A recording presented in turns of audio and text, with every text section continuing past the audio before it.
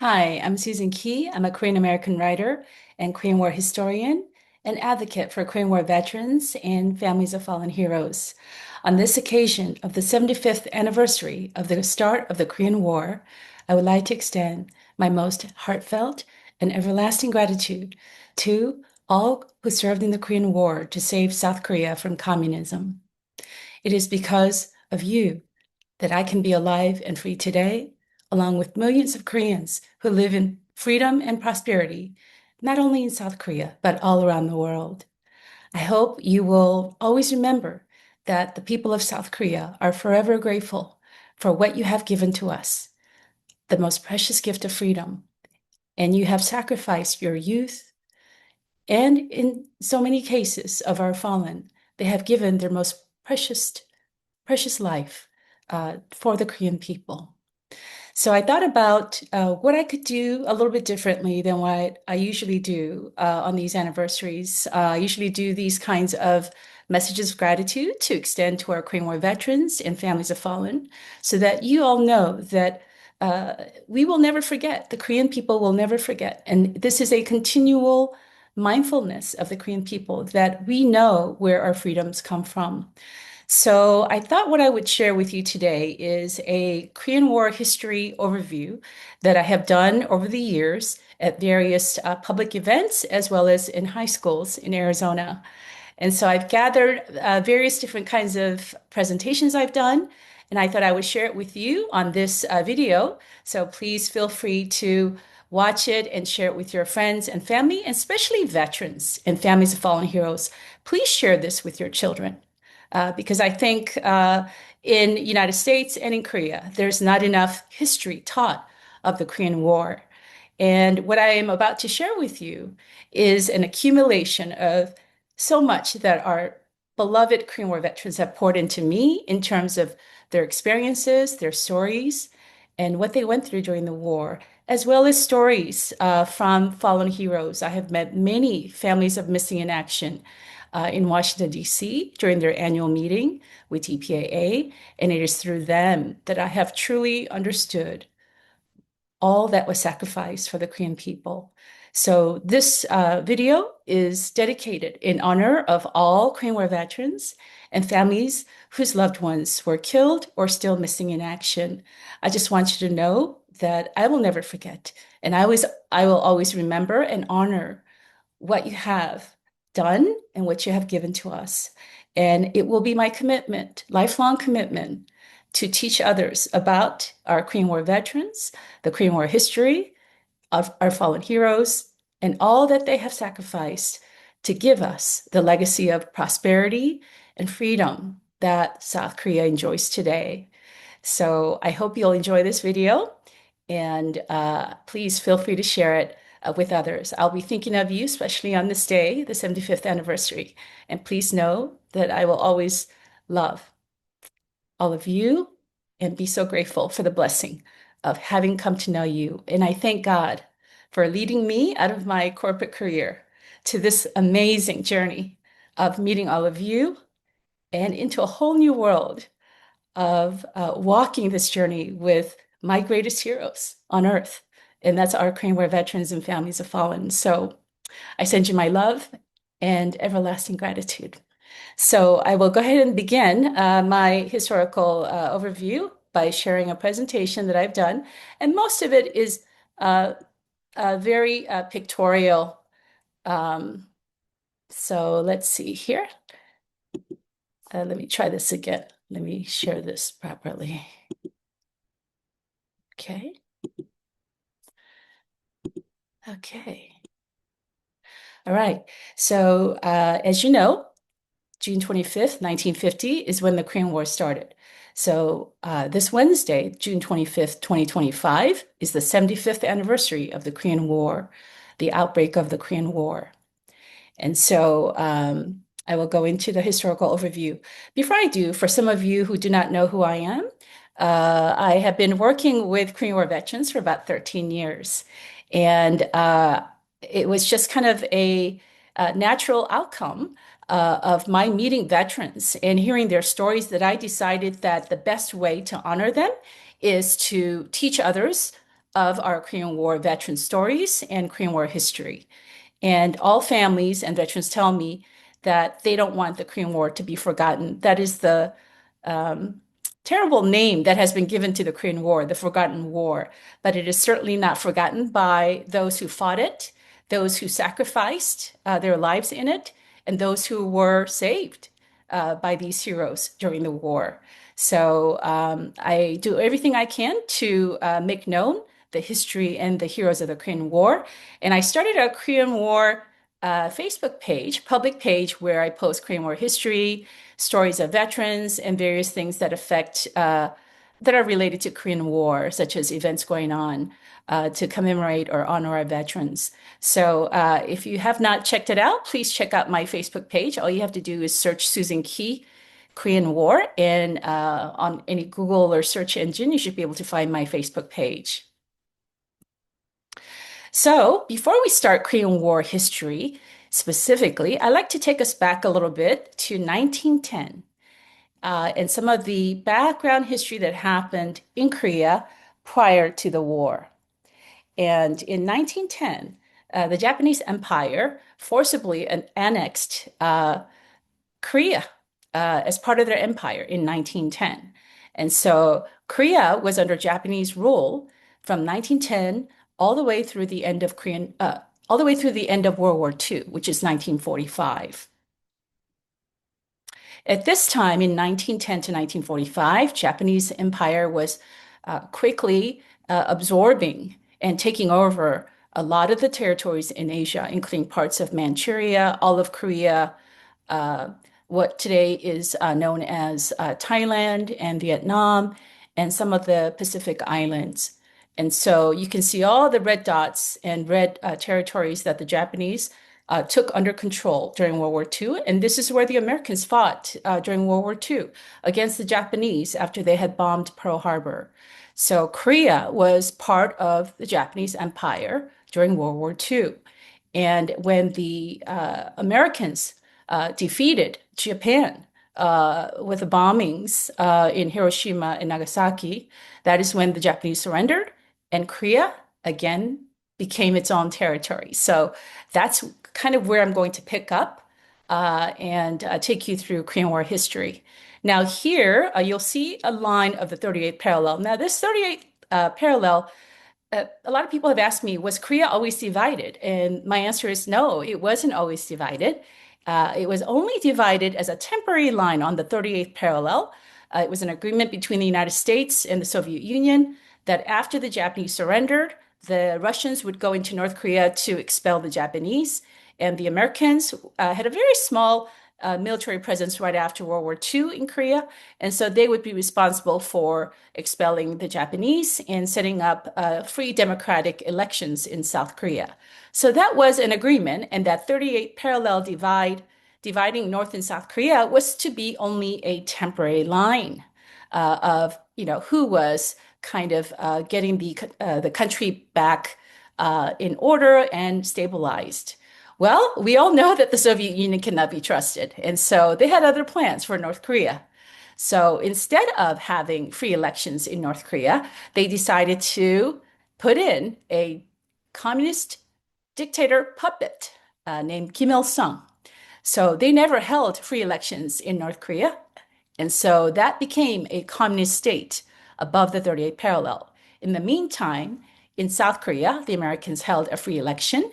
And so the first South Korean president was elected. So this is just talking about what I just referred to. Now, the other thing I want to point out here is that while this was going on right after World War II, the Soviets detonated their first nuclear bomb in September 1949. And so they became a very dangerous world power with that capability. And in October 49, China fell under communism under Mao Zedong. And the Americans did not intervene to stop communist victory in China. And so seeing that Americans would not contest communist takeover of China, Stalin calculated that maybe, perhaps, Americans would not bother with Korea if they had invaded Korea. And so this kind of set up the scene and set the stage for Stalin to really orchestrate the Korean War. So a lot of people don't realize that it was really Russia uh, planning the invasion of South Korea, with China getting involved a little later.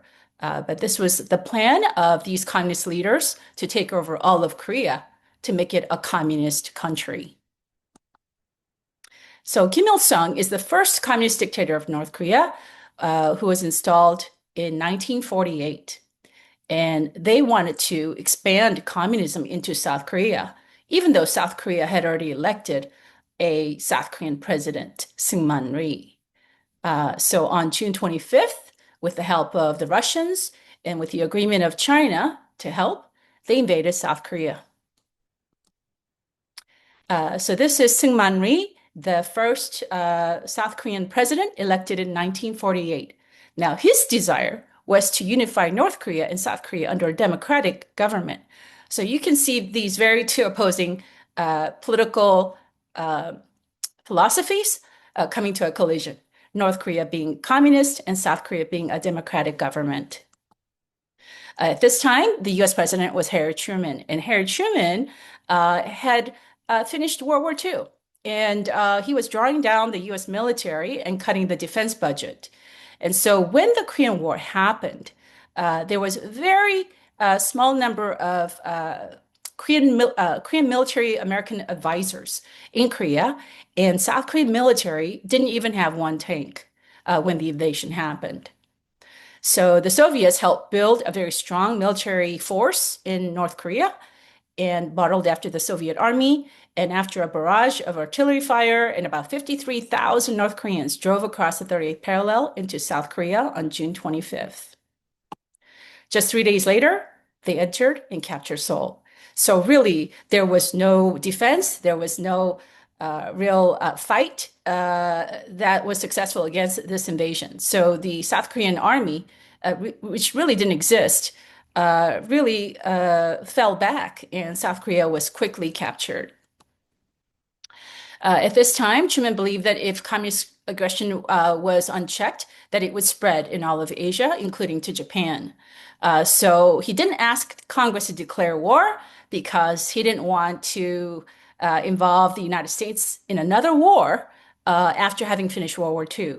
Instead, he went to the United Nations countries and asked them to provide military assistance. So United Nations Security Council published a resolution just 2 days after the break of the war on June 27th, and they recommended UN countries to provide military assistance to South Korea. So under the joint command under General MacArthur, Douglas MacArthur, 16 fighting countries would be sent from 16 countries. And that would form the UN forces under General MacArthur, with US forces leading the fight against North Korea. So these are the countries that participated in the Korean War. You can see on the left, North American country, obviously is US, leading the force with Canada. And then one country from South America, Colombia, actually sent a small unit or fighting force. And I have the great pleasure of having come to know one Colombian soldier through my Facebook page. And so it is really humbling to think that a small country like Colombia would have gone all the way to Korea, and they did. Now, in Europe, you have the contingency of Greece, France, England, Belgium, Netherlands, and Luxembourg, who went to the Korean War. Also, we have Turkey. At that time, Turkey was very much against communism, and so they were willing to fight against communists. Ethiopia also sent a fighting unit, and South Africa. Most of the veterans who served from South Africa in the Korean War were pilots who were part of their Royal Air Force unit that flew during the Korean War. Then we also had in Asia, Thailand, Philippines, Australia, and New Zealand participating. So in all, we have 16 countries that sent combat forces and 5 countries that sent medical units. Those were Denmark, India, Italy, Norway, and Sweden. So really, this was quite unprecedented. Never in the history of a war, a small country like South Korea was helped by these many countries, and with, of course, U.S. Contributing the most fighting force and resources for the war. I want to take you through kind of a timeline and a quick overview of what happened with the front lines during the fighting in the Korean War. So you will see these four maps here from left to right. The first shows the period of June 25th to August 20th. In this period, the North Koreans very quickly took over and took possession of most of South Korea. So when you look at the bottom corner there of Busan, that's in green, that was the only part of South Korea that remained free. And so it is very possible that South Korea could have been lost to communism totally if no one had come to fight to help defend South Korea. So it is very possible that our fate and our destiny could have been under communism. And the fact that we have been saved is really due to the United States and the UN forces that came to fight against communism. So, with the arrival of American units from Japan and others from stateside and other UN countries, and with the Incheon landing on September 15, the Americans were able to push the communists totally out of South Korea. So you'll see there on the second map, September 15 was the historic and epic amphibious landing by Marines, Navy, and Army at Incheon. And so that was a victorious success where they cut off the enemy from the rear. And so at the same time, the Americans were able to push out of the perimeter, completely just crippling and pushing the communist forces out. So there was a decision in, I believe, October, where General MacArthur met with Truman at Wake Island and discussed whether they would go into North Korea. And MacArthur was very confident that, oh, they can easily gain North Korea without much fight. Uh, History will say, and history will tell, that he was wrong on that. The Chinese got involved. So what happened was, all the way through October 20th, the Americans were gloriously victorious. They went all the way up almost to the Yalu River. Now you see the Yalu River up there, just past the green area on the second map. And that is really the natural border between North Korea and China is the Yalu River. So we got up all the way to the border of China by October 20th. Then things changed quickly with the Battle of Unsan, where the Chinese hit the first Cavalry Division. They took a lot of huge losses at the Battle of Unsan, and many are missing from the Battle of Unsan today. And then in November, the American units at the East Chosin Reservoir, as well as the Chosin Reservoir. So the 1st Marine Division was on the western side, and the 7th Infantry Division of the U.S. Army was on the eastern side of Chosin Reservoir. And so in that third picture there, you'll see that the Americans were totally overwhelmed and numbered by the hundreds of thousands of Chinese that came in and pushed them south. And Seoul was lost again. So you'll see that if you look at the capital of Seoul there in South Korea, it was taken very quickly by the communist North Koreans in June. Then it was liberated in September. Then it was taken again on the third picture there, third map, where the Chinese communists took Seoul. And then, so that was the third time Seoul changed hands. And then the fourth time, the final time that Seoul was liberated and kept free is when the US and UN forces pushed the Chinese communists back up to the 38th parallel, liberating Seoul. And so for the next 2 years, from March 51 to July 27, as you see on the fourth map, fighting was pretty much fixed along the 38th. It would vary, and there were horrific battles in the outposts that the Marines fought in, and also at Punch Bowl and Old Baldy, Heartbreak Ridge. These battles along the eastern sector were fought, and the movement was a lot less than you saw in the first three maps there. So it became kind of a stalemate while negotiations were underway to end the war. but the negotiations lasted from 51 to 53, as I will explain a little bit later.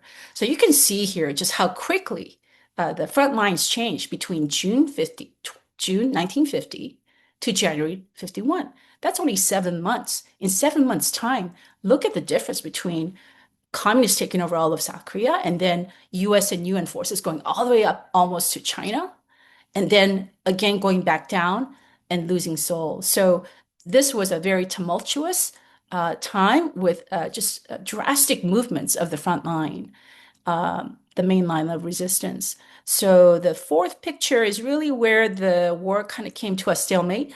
But even if there was a stalemate and more of a fixed line with trenches and bunkers, there were still a lot of losses in the last 2 years of the war. Uh, Earlier on the first picture here on the map, I showed you a small perimeter of Busan that was left free from North Korean communists.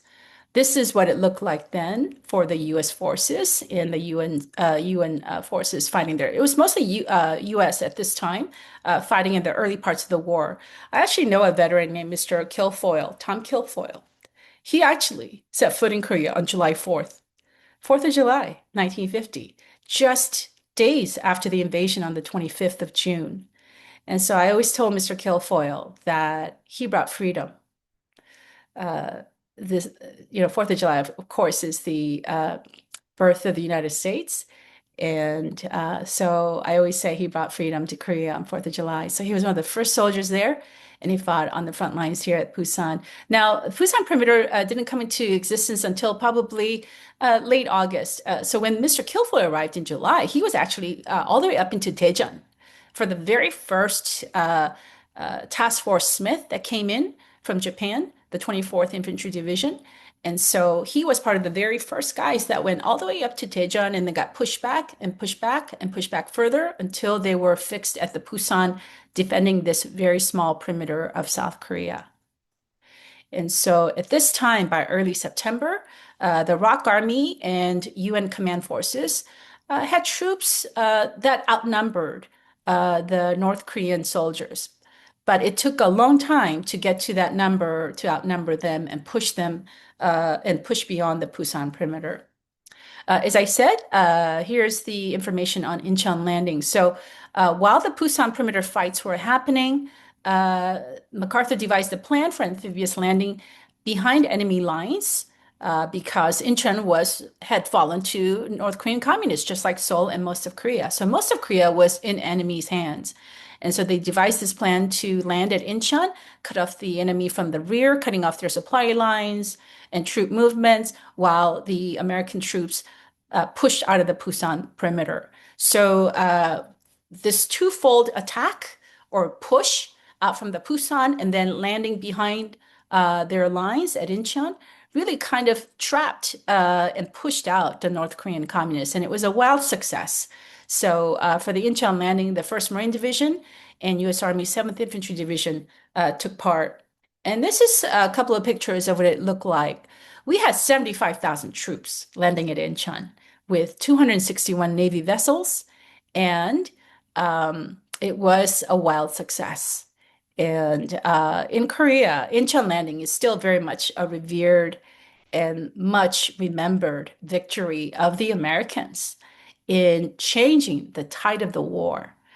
So this was a very massive undertaking that was very successful. This is a picture of U.S. Marines, 1st Marine Division, approaching on their landing craft on the shores of Incheon while we are bombarding from Navy ships. And I'll tell you a couple of stories here. One of the veterans I know, Mr. Frank Wally, was one of these Marines. And he told me that he was so scared. He just kept moving in and about the landing crafts. And I guess he irritated a couple of the other guys. And at one point, he got so nervous and scared that he threw up into his helmet. And he said he washed out his helmet into the ocean right before he made the landing. Now, I also know some other veterans, Mr. Rich Graham and Mr. Clyde Queen. These were two Arizona Marine Reserve young guys that were activated and sent and they arrived at Incheon, and they made the landing together. And so I have had the great blessing of really getting a personal insight from the veterans on what they felt at this moment. And I think Mr. Graham is the one who told me that they got so nervous and so scared they started singing the Marine Corps hymn, the famous Marine Corps hymn that all the Marines so love. They started singing that as they were on approach to land, make their landing at Incheon. So, when I look at these pictures, I think of those stories and those veterans who I was so blessed to know. And so these become much more than just a picture for me. And I hope that as I share their stories, that these become more than just a historical picture for you, that these were truly real Americans who were young and scared and yet brave to do their duty in a far off country. So please remember their stories as I tell them to you. This is the Incheon landing, a really famous picture. And I think many of you may know who this is that's climbing the seawall. This is U.S. Marine Corps First Lieutenant Baldomero Lopez. He is seen here climbing the seawall at Incheon.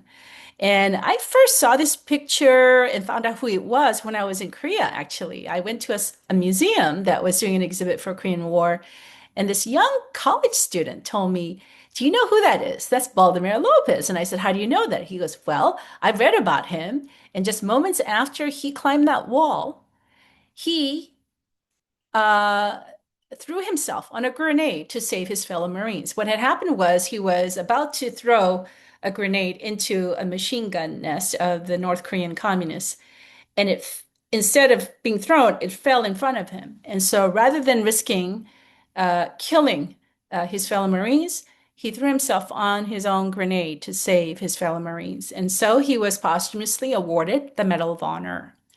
And what is really a miraculous blessing is that I was able to track down and find the family of Baldomero Lopez. Mike Lopez, if you're watching this, I am so grateful to know you and your family. And in 2023, I served as a coordinator for an honor trip for 6 veterans and 16 families of fallen. And the family of Baldomero Lopez was able to go with me to Korea, thanks to the generosity of Satan Church and all the work that Elder Kim does. So I'll talk about that a little bit later. Battle for Seoul. So after the Marines landed so successfully without much fight from the North Koreans, they battled their way and got to Seoul.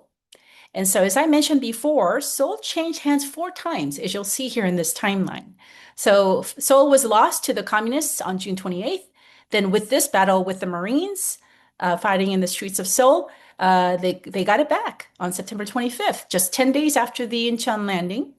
And then the third battle of Seoul took place when the Chinese communists came just pouring into North Korea and then eventually to Seoul and captured Seoul. And then just 2 months later, in March 14, 1951, the US and UN forces were able to retake Seoul and liberated it for the last time. And Seoul has remained free from March 51 to this day, thanks to these brave Americans who fought to save it. Now, this picture you see here with the Marines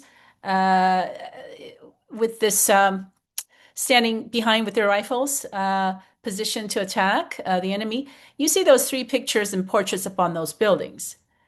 That's a picture of Stalin, Mao Zedong, and Kim Il-sung up on the top. And the communists put it there when they took possession of Seoul, when they invaded. So this is not North Korea. This is Seoul, South Korea. So this picture is a very stark reminder and should be a reminder to all Koreans that at one point, Seoul belonged to communists. And if not for these Americans, we would not have our country back. And so I really like to explain this picture in detail because that very much could have been our outcome if Americans had not come to fight to defend South Korea. So Seoul was being fought for here with those who took possession of it. And these are communist leaders of Russia, China, and North Korea with their pictures up there. So these are more pictures of Americans. And this is a Marine raising the flag. Uh, Now, this is not Mount Suribachi like in Iwo Jima battle, but this is the building that was the U.S. Embassy at the time in Seoul. And so this is a very beautiful picture of the American flag being raised. And I always love the sight of American flags because to me, there's no greater symbol of freedom. And Americans have always been a beacon of freedom for wherever they took their flag. So it was decided by early October that uh, UN and US forces would go across the 38th parallel in hopes of eradicating communism and liberating North Korea. Now, uh, their their mission was accomplished. The reason for responding to the invasion was to save South Korea. So really widening the scope of the war by going into North Korea was not planned in the as the original reasons for going to Korea with U.S. troops. MacArthur was very confident that North Korea would be easy to overtake, and he may have been right about that because, they went all the way up to almost the Yalu River. But he underestimated uh, the Chinese forces and how overwhelming of a force could push the US and UN forces out. So on September 30th, the United States was warned that China would intervene if United States crossed the 38th. They had given a warning, and yet for whatever reason that was ignored, and uh, we saw that Chinese enter the war. So in October 1950, late October 1950, the first battle or the encounter with the Chinese were at the Battle of Wonsan, where 1st Cav Division took horrible losses, a tremendous amount of losses. And I talked to Mr. J. Hidano. Mr. Hidano, if you're watching this, I hope you know that I always will be so grateful to you and so grateful that you have educated me so much about Battle of Unsan. So Mr. Hidano is a Japanese American who was serving in Japan as an American after World War II. And he was called to the Korean War. And so he was tasked with actually leading a unit of Koreans because he was able to communicate with them with the Japanese language. But after he got to Pyongyang, he separated and came back to his unit, which is the 1st Cav Division, 8th Regiment. And they encountered the Chinese at the Battle of Unsan. And Mr. Hidano was taken as a prisoner, and in the course of battle, he was wounded so badly that he couldn't move. And the Chinese took him prisoner and moved him about. And finally, after a couple of weeks, he was actually released by the Chinese. And so this was all kind of a ploy, and they pulled back from Korea. So the Americans thought that the Chinese had withdrawn, that the Battle of Wonsan was just a kind of a test, that Chinese were not really serious about encountering UN forces. Well, the Chinese came back in after the Battle of Wonsan. They came back in and they encountered the Americans on the western sector north of Pyongyang and on the eastern sector at Chosin Reservoir. Chosin Reservoir is a name that kind of stuck because Japanese maps were used during the Korean War. And Chosin is actually a Japanese word that was used to name this area, but the Korean name is Changjin. Changjinho is the Chosin Reservoir Lake, Changjinho Chantu. So that took place right after Thanksgiving. A lot of veterans I interviewed told me that they had their frozen turkey in the 40 below zero temperatures of Chosin Reservoir. And right after their Thanksgiving meals, they were totally overwhelmed with the onslaught of hundreds of thousands of Chinese. Uh, the ratio of the Chinese to US forces was 120,000 Chinese against 20,000 US. MIDI veterans, the Chosen Few organization and Korean War veterans tell me that they saw so many of their guys just freeze and die. So they not only battle the huge overwhelming force of the Chinese uh, army, but also the freezing cold below 40. Now, the winter of 1950 is one of the coldest winters in Korean history. And so our veterans were ill-equipped in terms of the clothing. They were sent there with pretty much what they have fought in South Korea, with very little to protect them from the freezing cold. And so they had everything against them. And so the odds of them surviving this was incredibly low. After the fight, I'm kind of going through this really quickly, but there's a lot of things that happen here. There were a lot of battles at Udamni, Hagaru, Kodori, some incredible stories, which I will not necessarily going to hear, but maybe in another video I will. But so many uh, stories have been told to me by these veterans who survived. And to me, it is truly nothing short of a miracle that they survived this freezing cold and the onslaught of the Chinese. The other thing that I don't have a picture here for is the bridge at Fuchilin Pass went out, and a group of U.S. Air Force airmen flew the bridges to be dropped, to be assembled there. And I have the great honor of knowing Sandy Carroll. Sandy, if you're watching this, I hope you will enjoy it. Sandy, one of these days, I think I should do an interview with you about your father.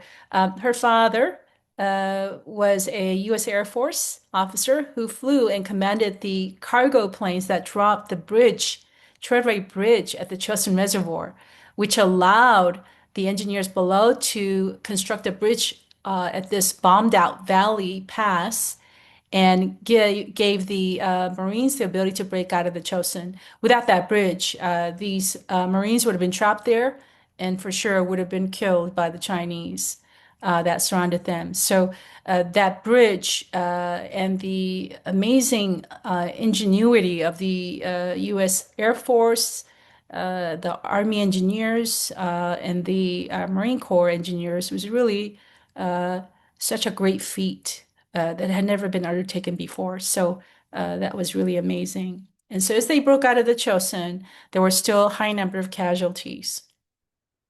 And this is a picture of a Marine uh, playing his bugle, probably taps here, uh, in honor of these fallen. And so they were buried at Hungnam. And so some of our missing are still probably at the cemetery. Now, the North Koreans could have gone into this area and gathered the remains, and there have been several times where North Korea has returned remains to us. But so many who were killed. I have met the families of those who are still missing from this Battle of Chosin, both U.S. Marines and U.S. Army soldiers who were killed in this battle are still missing. So, this is just a remembrance, especially for those families of missing, that we should all recognize that so many are still there. Now I'm going to jump to July 51, 53. That's when really the fighting became fixed, and not these drastic movements of between North Korea and South Korea, where the fighting really became fixed and neither side gained much ground either way, but there was a lot of large-scale bombing in North Korea by the U.S. Air Force. And negotiations started for an armistice and a peace treaty starting in July 10, 1951. But it would take 2 more years until an armistice was signed. Some of the very special aspects of the Korean War is the desegregation of the U.S. military. The U.S. military had been desegregated, and African Americans were kept in separate units where they served. But in 1948, President Truman signed an executive order ordering the integration of armed forces of all races together into to serving together in the U.S. military. And so I've interviewed some African American veterans, and some tell me they were still in segregated units, and some were in mixed units in the Marine Corps. And I think depending on the veteran, they had kind of mixed experiences of whether they felt they were part of the same group with the other guys, or if they felt still kind of separated and treated less than. So it really depended on the unit and who they had as their commander. But the really good thing here is that the military was desegregated during the Korean War. Another great thing that was utilized during the Korean War is the helicopters. As you see here, this is a Marine Corps helicopter. I think it's a Sikorsky. I know a Korean War veteran, Mr. Lou Bradley. If you're watching this, hello. I hope you're doing well. Mr. Bradley served as a rescue crew chief in one of these helicopters. And his job was to jump out of these helicopters and rescue downed pilots. Talk about a dangerous duty. And I asked Mr. Bradley, what did they give you? What equipment did you have to rescue these downed pilots? He said, well, just two ropes, not even a vest, not even a floating vest. And so it is really incredible how little they were given and how faithfully and how amazingly they still did their duties. Mr. Bradley, I just have so much respect for what you have done. And Mr. Bradley was sometimes thrown into water to get pilots that were in waters to get them out. Most times they went into enemy territory where the planes were shot down and to get the pilots out alive or dead. And several instances he told me he brought out dead pilots. And so I know that there are many missing pilots in North Korea. I know many families of U.S. Air Force pilots who had piloted a jet plane or a bomber and never returned and never was found.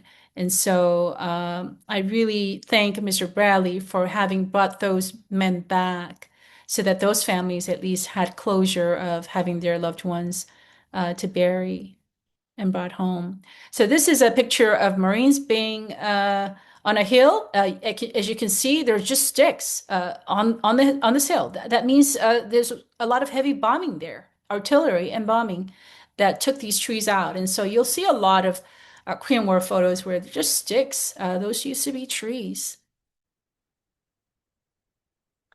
Here, you will see MASH. And now, of course, MASH was a very popular TV show that was popular, I think, in the 70s. But really, MASH is not exactly the way that the TV show portrayed. I think they did probably a fairly good job from talking to some of the veterans who were associated with, as a medical technician in field hospitals. But really, MASH was a very first innovation of the U.S. military during Korean War, where they brought the medical tents and field hospitals closer to the front lines, thereby increasing the chance of survival. And it increased the chance of survival for a wounded soldier by 97% as compared to World War II when they didn't have these mobile army surgical hospitals. So you'll see there are helicopters that you're familiar with on the sides of the helicopter. They would bring the wounded and strap them down and bring them over to the field hospital where there were doctors and surgeons and nurses. By the way, the only women that served in the Korean War were nurses. So they were the only ones allowed on the Korean Peninsula. And the only sad thing is, I never found and I never got the honor of interviewing a MASH nurse. So I know they were much older than your average Korean War veteran because they had to have more training. And same thing with the medical surgeons that served in the MASH hospitals. They were much older than the average soldier. So they were um, all passed away and long gone when I started my journey of meeting veterans in 2013. I want to take you now to what the POW camps were like in North Korea. I had the great honor of knowing several POWs, former POWs, Mr. Arden Rowley here in Arizona, Mr. Cecil Phipps in Iowa, Mr. David Mills in Pennsylvania. These are some really amazing survivors of this POW camps that I had the honor of meeting and hearing stories from. The prison camps of North Korea were not like what you would think of as prison, like cement buildings with barracks with high, barbed wires on the walls. It was basically just civilian homes that the North Koreans confiscated and made into a group of houses into their prisons. And they placed our prisoners way up on the border of North Korea and China for the purpose of making it so difficult for them that they would not even try to escape because it was so far from the friendly lines of South Korea. So they were tucked all the way up in North Korea by the Chinese border, and there were about five prison camps. Mining camp, camp one, two, and three, and five, I think. And sometimes the prisoners were moved around. But the thing that really characterizes what our prisoners of war went through is just massive starvation. They were given millets. Millet is a small seed that you give to birds, and they would make like a soup or a porridge out of that. And that would be their sustenance, maybe a cup of it a day. And as you can imagine, a lot of our American prisoners and UN prisoners were captured during battle and they were wounded for the most part, but there was no medical care. And so the lack of medical care led to gangrene, infection, and death for a lot of guys who really had serious injuries. They were given no medical care. So the North Koreans certainly did not meet any conventions of war. There are conventions of war. I think there's a Geneva Convention where it was agreed that you have to treat prisoners of war fairly and without any abuse. But of course, the North Koreans and the Chinese didn't adhere to that. So our prisoners of war were subjected to um, total starvation, lack of medical care, and also indoctrination. Mr. Rowley told me many times, many days, they would sit down all our American prisoners and indoctrinate them about how great the communist socialist government is. And that, they would use a lot of propaganda about United States against them to try to brainwash them. And Mr. Rowley and the others never accepted it, never took that lie. And soon the North Koreans and Chinese kind of gave up trying to brainwash our American prisoners. Finally, it was agreed that prisoners would be exchanged with the signing of the armistice, which I will go into next. The first exchange of prisoners of war happened in April 1953, where the most sick and the most wounded surviving prisoners would be exchanged. And so this is a picture of Americans actually wearing kind of Chinese communist outfits. Do you see that one soldier there being helped by the arm by an American? He's wearing Chinese communist soldier outfits. That's what they gave them to wear to come back. And so one of the first things that our prisoners of war did was take them off, get showered, get deliced, and put on American military uh, uh, clothing and then get their first good meal in these tents at Freedom Village. So the big switch happened in August 53 after the armistice was signed, and 75,000 communist prisoners were exchanged for 12,000. Now, one other thing I need to point out here is that they did not return all prisoners of war. Some were still believed to be alive, and they didn't give them back to us. And so I've learned from interviewing another veteran that there were some attempts to get living Americans who were cited after the war out of North Korea. But that's a whole nother story. But I just want to emphasize here that we didn't get all of our living prisoners of war back. Russia, China, and North Korea deliberately and willfully held some of them beyond this freedom exchange. So the peace negotiation and armistice agreement is what I want to talk about now. The peace talks dragged for about 2 years, causing the war to continue in that stalemate fighting at the outposts and at the Iron Triangle. The points of disagreement for the armistice was that North Korean forces wanted to draw the line at the original 38th, which wasn't fair because we had gained some ground above the 38th. So that was one point of disagreement. The other thing was they wanted to get back all of their prisoners of war, even those that wanted to stay in South Korea where it was free. And so we didn't agree to that. And they finally agreed that we will let each communist soldier decide where they want to go, whether they want to go back to China and North Korea or stay in South Korea or be sent somewhere else. So it was finally signed on July 27th. I'm sorry for this mistake. It's not July 23rd, it's July 27th, 1953. And today, North and South Korea are still technically at war. And why is that? Because an armistice agreement is just a military agreement. It's not a peace treaty. So all they agreed to was we're going to stop firing. It's just going to be a ceasefire. And then it never followed with a peace treaty. So that's why North Korea continues to threaten the rest of the world with all their saber rattling constantly. So technically, South Korea and North Korea are still at war, and that is why it is still a very volatile situation in Korea. These are some pictures of the signing of the armistice. And here's the outcome of the war. I think a lot of times we study history and then we don't think about, well, what was it for? What was the outcome? What was the result? So I thought this might be very helpful for you to understand what happened at the end of this 3-year war. In terms of American casualties, we lost 36,000 Americans, and 8,000 of them became missing in action.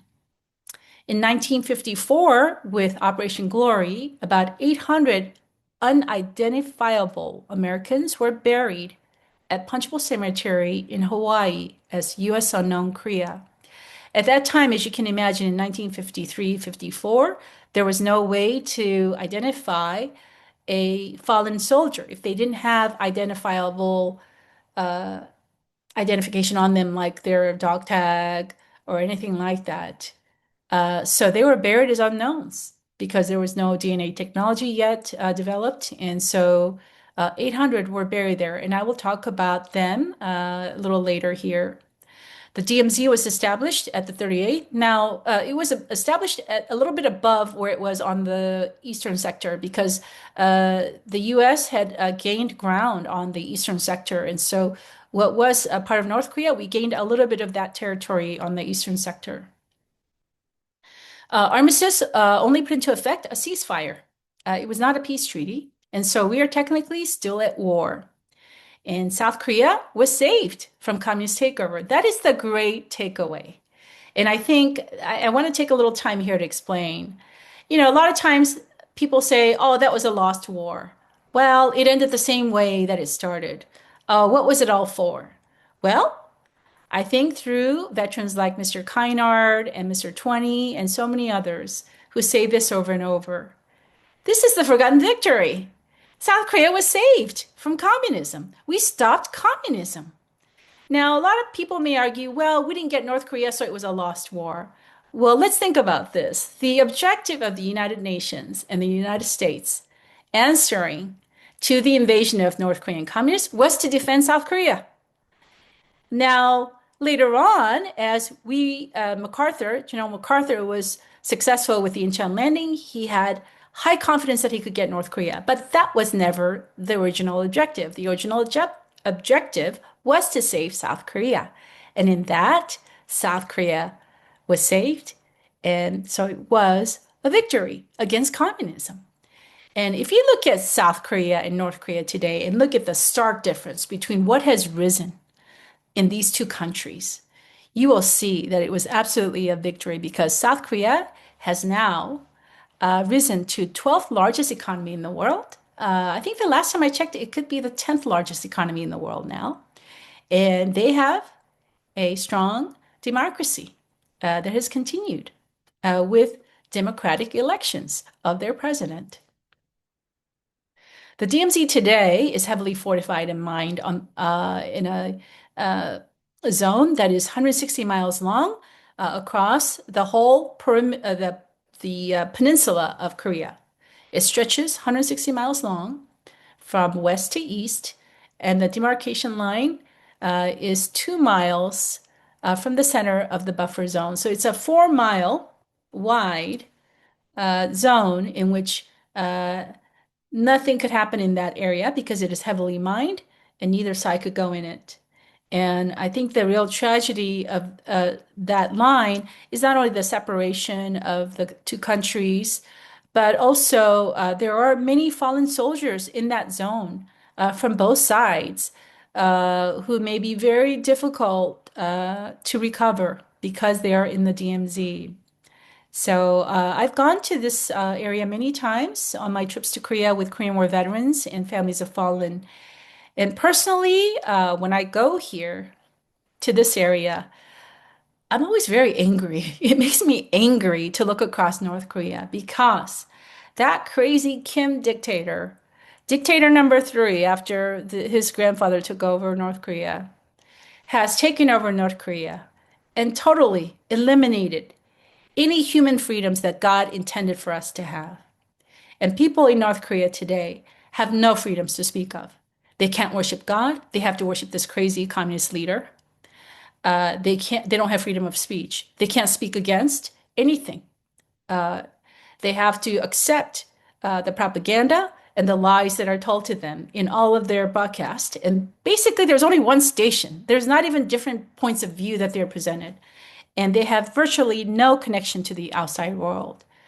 So they have been totally isolated and suppressed and oppressed by this communist evil regime that has overtaken their human freedoms that God has granted all of us. They don't have that.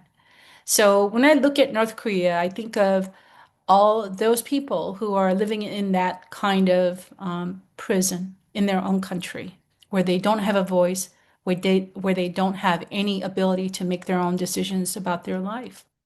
And certainly there has been in the 80s and 90s a lot of news about massive starvation in North Korea as well, with defectors coming across to South Korea or escaping to China, telling us about these labor camps where if they spoke out or did anything against the North Korean communist regime, they were put into these labor camps with 3 generations of their family being punished.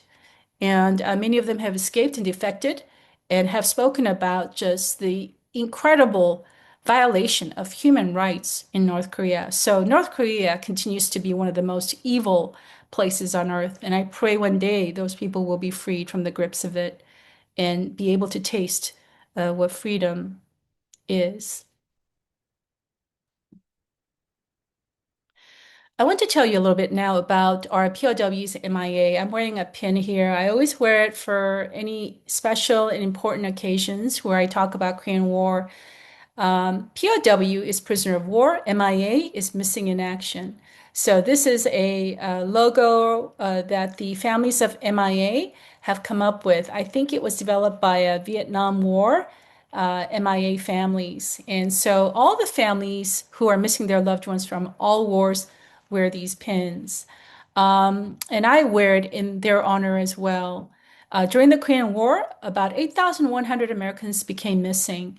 To this day, as of this week, I looked up the latest numbers from DPAA, and it is now 7,415 Americans still unaccounted for. So we have found about 700. And of this number, of the 7,415, 5,300 are still believed to be in North Korea. 848 were unidentifiable in 1954 when they were buried at Punchbowl Cemetery in 1954 as part of Operation Glory. And so I'll share some pictures with you about that. I want to give you some figures about missing in action from all wars. World War II, we have a staggering number of missing, 72,185. Korea, the current number is 7415. Vietnam is 1578. Now, that could be a little lower. I didn't get a chance to check Vietnam, but thankfully, Vietnam war families are getting a lot of closure because DPAA is being allowed to go into Vietnam to recover our missing. But North Korea is still shutting us out from doing any recovery missions. The last time that U.S. was allowed to go into North Korea to do recovery missions of our missing was in 2004. I have the great honor of knowing Dr. McKee here in Arizona. Dr. McKee, I thank you for what you have done to bring back our missing in the mission that you were part of in 2004. So I just want to give my respect to you and my thanks to you for educating me so much on MIAs and what your experience was like in North Korea. Iraq and other recent wars, we only have, oh, I'm sorry, I skipped Cold War. Cold War, 126 still missing. So these were operations that happened after Vietnam, where our service members became missing. And then Iraq and other recent wars is six missing. And in total, we have about 80,000 Americans still missing in action. So this is a staggering number. Um, Recently, I saw some news about a World War II uh, fallen that they brought back from one of the Pacific Islands. So I really hope for all the families that your loved ones will be no longer missing and brought home. I've had the great honor of coming to know so many families, and so I just want to send you my heartfelt condolences to all the families who've lost a loved one. We can never thank you enough. There are no words to make up for what you have lost, but I will do all I can to make sure that others know of the sacrifices you all made to defend and save South Korea from communism. And for that, I hope you will always be proud of your loved one who defended the freedoms of the Korean people.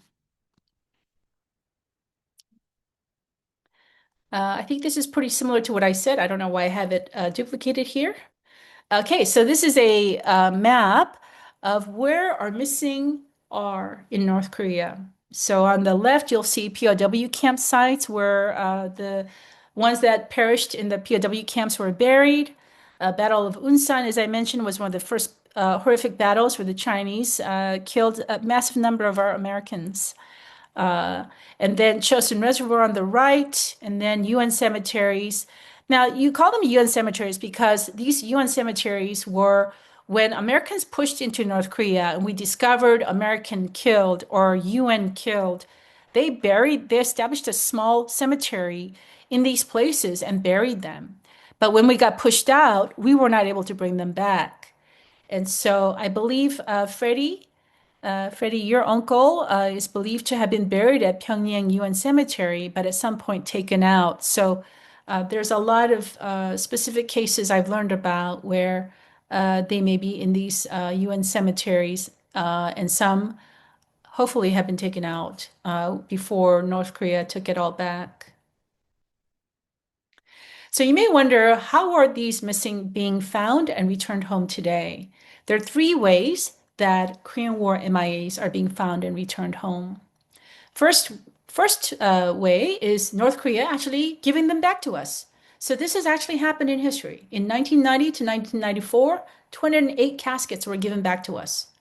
And 182 Americans have been accounted for from those 208 caskets.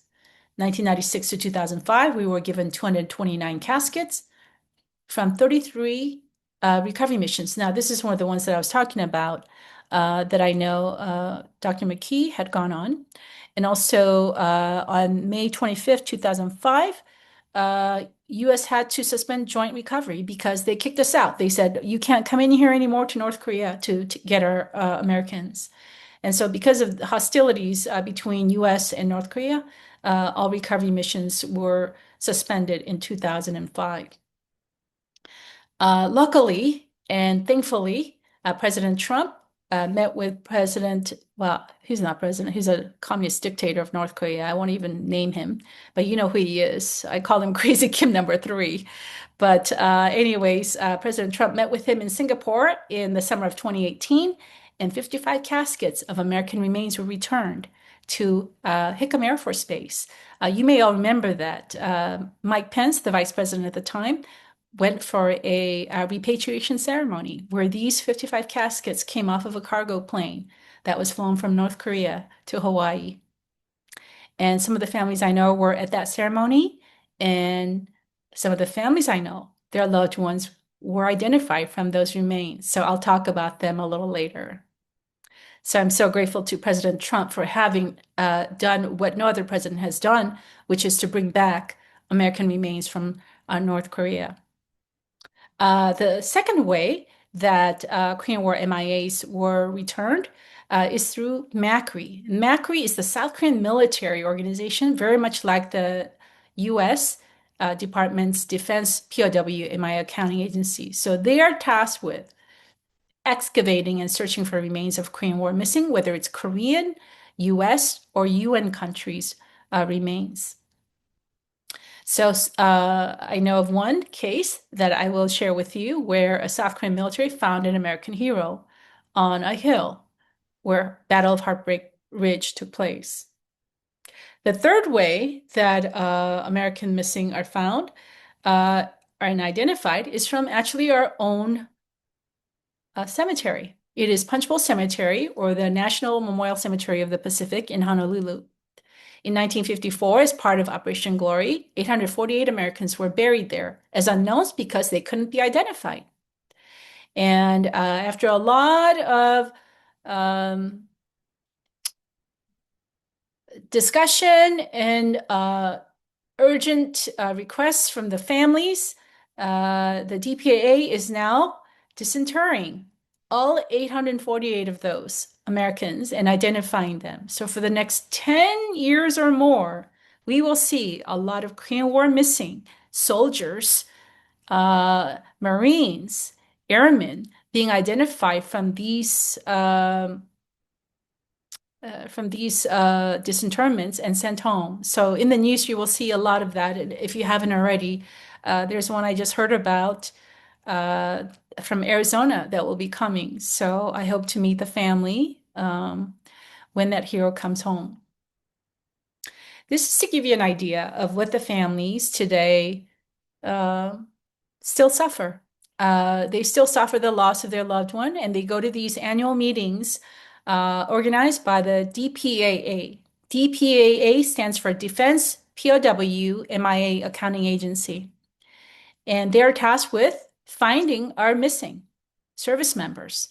And so this is one meeting that happens every August in Washington, D.C., where the families gather, learn about current efforts to find and identify Korean War missing. And right now, the current efforts are identifying those from the Trump return from North Korea of those 55 caskets, as well as the disinterments from Punch Bowl. Since DPAA and the US government is not allowed to go into North Korea, they're working heavily on and focusing on identifying those we have possession of already. So there are over 800 from Punch Bowl, and believed to be 100 or so remains from the Trump return in 2018 of those caskets. I'll share with you some of the heroes that were identified from these returns. So Daniel Hunt is an American U.S. Army soldier who served with the 2nd Infantry Division. He was fighting on the hill for the Battle of Heartbreak Ridge. What's incredible about his story, he was wounded 2 times on September 3rd and 11th. He kept going back to the front lines. And on the 3rd time, he was killed on September 28, 1951. And he was declared missing. And he had 12 siblings when he went off to the Korean War. And in 2016, MACRI, which is the South Korean military, was excavating in the Heartbreak Ridge area, and they found remains that were not Korean DNA. And so his remains were sent to Hawaii, where they identified him and matched him to his brother's DNA. And his brothers had given their DNA before they died. And so they discovered this to be Daniel Hunt. So he was identified in 2016. This is a picture of Daniel Hunt's arrival at Phoenix Airport. I was there with the family on the tarmac and saw this casket, flag draped casket, being lowered at Phoenix Airport. There are no words to describe what this felt like. Um, and I'm sure the people on the plane, as you can see in the windows there, some are taking pictures. I'm sure they were just as flabbergasted because this is really reminders to everyone whenever we see a flag draped casket of what American soldiers and servicemen sacrificed. They sacrificed their lives to serve their country. So this is the family of Daniel Hunt. Now, these are mostly nieces and nephews of Daniel Hunt. Um, I'm going to be sending this to the Hunt family, so I just want to extend my love to the Hunt family and thank them again for letting me be an important part of this homecoming for Daniel. I interviewed the entire family before his homecoming, and I wrote a press release, sent it to newspapers, local news stations with the help of a local Vietnam veteran, Rick Romley, and we were able to get his story out, and we invited the public. The family wanted the public to turn out for his funeral, so we had several hundred people. I also contacted the Korean Consul General at the consulate office in Los Angeles, and he came out with these beautiful medallions and the Ambassador Peace Medal for for Daniel and for his family. One thing I didn't get to tell you earlier is that Daniel had a brother, two brothers who served in the Korean War along with him. One brother, John Hunt, went with Daniel on the same troop ship to Korea, and they promised each other, let's come back together. And that brother John, when he came home without Daniel, never forgave himself. And from what I'm told by the family, he cried himself to sleep every night. Charles also served. Charles went to the Korean War a year after, in 52, I believe.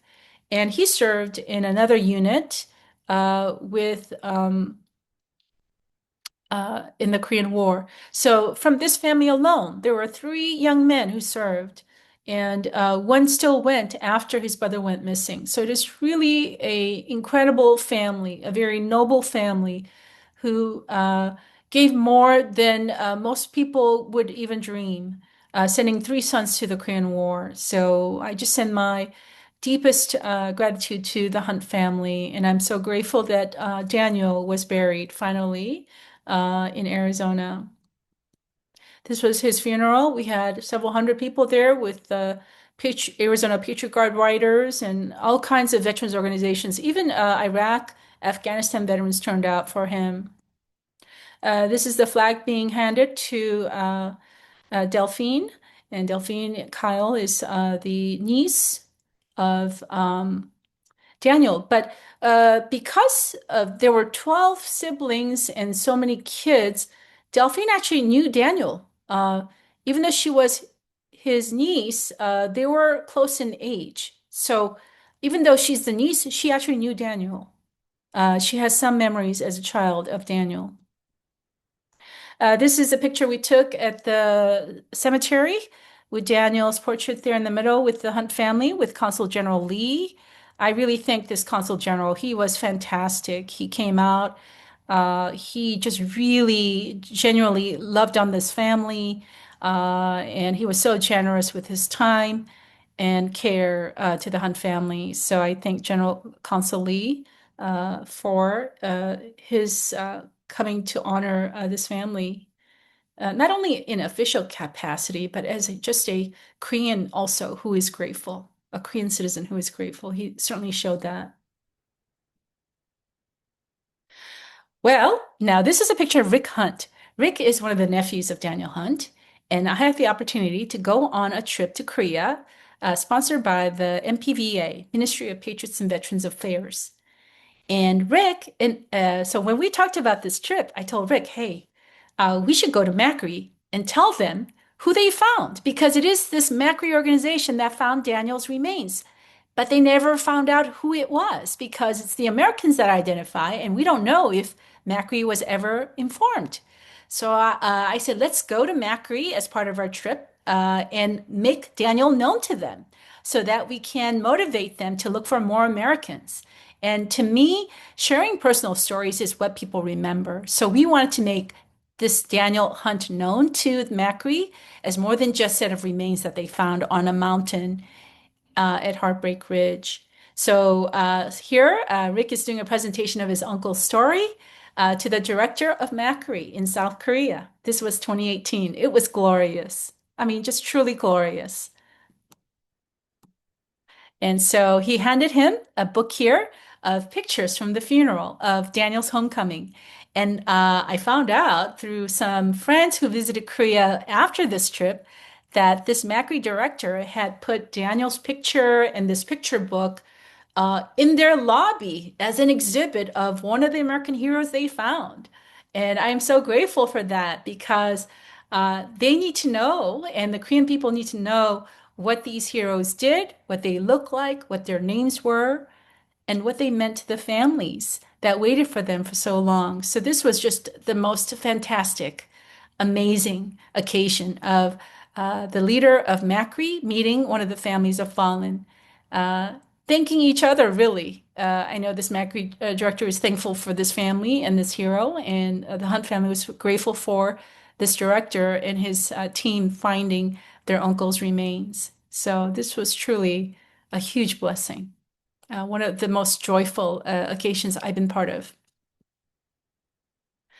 Now, the return of the American MIAs after President Trump met with Kim of North Korea is these caskets, flag drip caskets that were unloaded from a cargo plane that flew from North Korea to United States. This is Hickam Air Force Base where they held this beautiful repatriation ceremony. So far, from what I understand, 88 MIAs have been identified from these caskets and about 74 more to be identified. I don't know how accurate that is now. I think DPAA has made more progress on that. One of the heroes identified from these caskets that were returned here is this hero, Major Harvey Storms. He was returned from North Korea in these caskets. He had fought in the East Chosin area with the 7th Infantry Division of the U.S. Army, fighting in the northern mountainous region. You saw all those freezing cold. The Marines there and the Army was there as well. And this is one of the Army soldiers. And he was an officer. He was a major leading his unit, fighting in the mountains of Chosin Reservoir. From what I have read of his accounts of surviving veterans that remember major storms, he was going up a icy mountain, firing on a machine gun nest, and he was seen last sliding down this mountain with bullet holes in his chest. And they asked him, "We're going to load you on this truck." He said, "No, I'm going to walk." And he kept walking until he got too tired, and they loaded him on a truck. And they were ambushed by the North Korean, I'm sorry, by the Chinese communists, and that was the last he was seen. And so the family had never dreamt that he would be found. And I've the amazing blessing of coming to know the Harvey Storms family. And so when he was identified, okay, so this is a picture of the three sons, but actually Major Storms had a fourth son. So Sam, Ernie, Robert, and Billy. And this lady, Major Mrs. Storms, I've heard some amazing stories about just her deep Christian faith and how she prayed on her knees every morning, asking God to give her strength and wisdom to raise these four boys on her own. And the day that she was notified that her husband was missing, Mr. Sam Storms told me this story, and I think it's worth telling again. I've told it at some events on Memorial Day. So when there was a knock on the door, Mrs. Storms answered the door. And after some time, the two men in the military uniform left. And Sam Storms, who is seen here on the left, standing, he's the oldest son. He was 9 years old at the time. He saw his mom kind of stunned and walking over to the kitchen, opening the refrigerator door. And she was just kind of staring into the air, just kind of stunned. And then she looked over at Sam and said, "Sammy, what are we going to do now?" And then she said, but God will help us. And so her faith in God uh, was how she survived that loss of Major Storms, her husband. Now, Major Storms had been a World War II veteran as well. He fought under General Patton in North Africa, so he was a great World War II hero as well. He went to Texas A&M. He was an Aggie. I mean, he was an incredible patriot and a soldier. And so this was a great loss to his family. This is the four sons finally able to see their father come home. Uh, as you can imagine, the heartbreak, but also just the sheer joy because they hoped, but they never thought he would be found and brought home. They knew he was in North Korea, and how would that happen? And through President Trump's negotiation with North Korean communists, their father finally came home. And so this is Mrs. Sam Storms in the center with Mr. Sam Storms on the left, Mr. Robert Storms on the left there, on the far left, and then Mr. Ernie Storms on the right, and then Mr. Billy Storms. I love the Storms family. I send my love to you all. I am so grateful to know all of you and love you so much.